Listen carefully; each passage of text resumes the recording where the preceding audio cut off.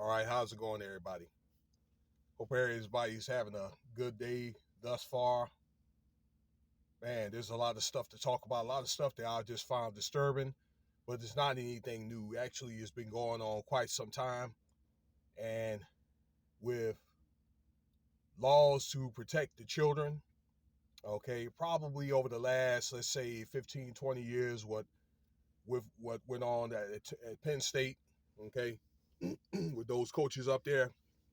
And even with social media now, I think a lot of things are being brought to the light. So I want to talk about this guy, this preacher, and I have he's a pastor, a so-called apostle, and a doctor, and I have a hard time trying to call this guy those titles. Corey Butler, excuse me.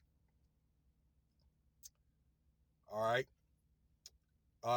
this guy's getting 14 years for the. Uh, I'm trying to think of how to say it. Possessing uh, and displaying pictures or inappropriate pictures of minors. Okay.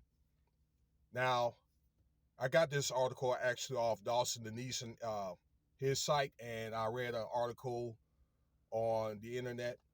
All right, it's good to read those hard articles on the internet just to let you know, just for better verification. Other than the not other, but in the addition to the YouTube, because it gives you more. It may give you some information that YouTube articles, not to take anything away from that, doesn't provide. All right, just covers different angles and so forth. But back to what I'm saying. So this guy was arrested back in 2015. Now, because of changes in the court proceedings, uh, he was just sentenced. This is Dr. Butler was accepted when the judge accepted a plea deal. He finally pleaded guilty, and he ended up getting 14 years in prison. All right, this year. Why did they wait so long? Again, because of delayed court proceedings, but particularly over the last almost 3 years with COVID and so forth. Okay, where, for example, he requested a like a fitness test, an exam. All right,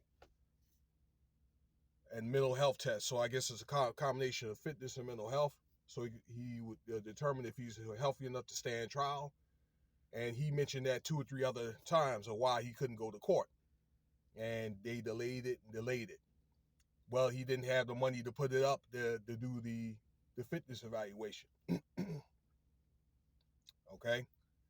In the midst of all that,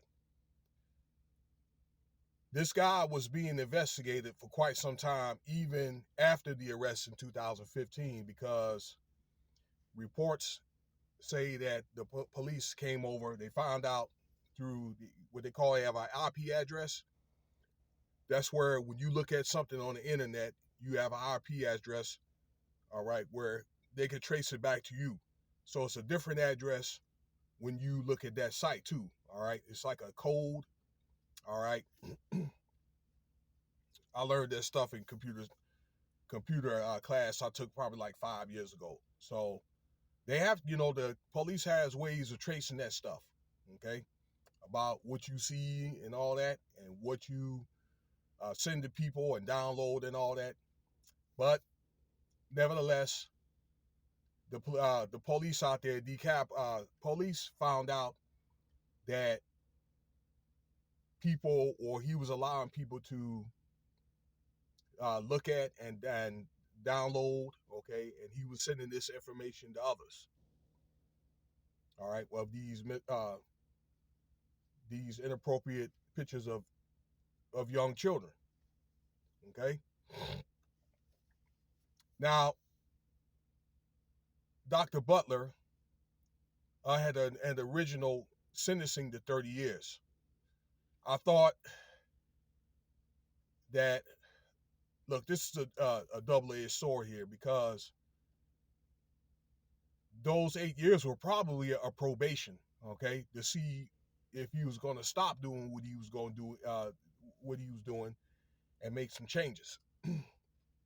Furthermore, if it was a misunderstanding and he says that it was pop-ups and so forth, all right, that messed up his internet or, I don't know, distorted it, that type of thing. For example, the physical, he would have done what he had to do to come out with $1,000. Okay, and I'm pretty sure that he has some money. They had the money to do it. Trust me. Okay, hustling the church members out of money, the congregation. Okay, tithes and all that to get the physical done, to do what he had to do to, to prove the judge and jury wrong. One of the hardest, if any, types of criminal activity, and I learned this from criminal justice, is, sex offenders as such. This guy's his career is ruined, and I'm about 99.9% positive that he will be registered as a sex offender when he gets out. Okay, if he's not turned out, well, that's neither here or there.